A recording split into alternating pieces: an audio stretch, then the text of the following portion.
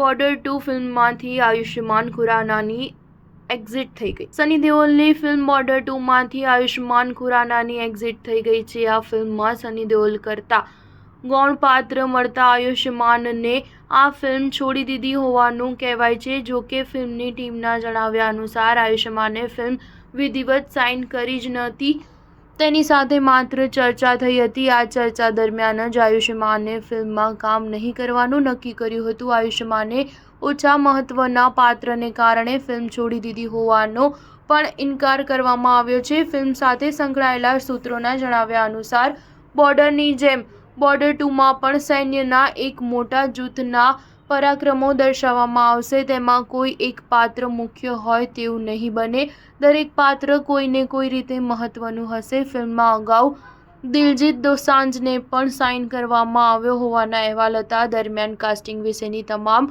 અટકળોનો અંત લાવવા માટે ફિલ્મના સર્જકો દ્વારા એક મેગા ઇવેન્ટ પ્લાન થઈ રહી છે। તેમાં અન્ય કલાકારોની જાહેરાત કરાશે। સ્ટાર ન્યૂઝ 7 હંમેશા સચ્ચાઈની સાથે।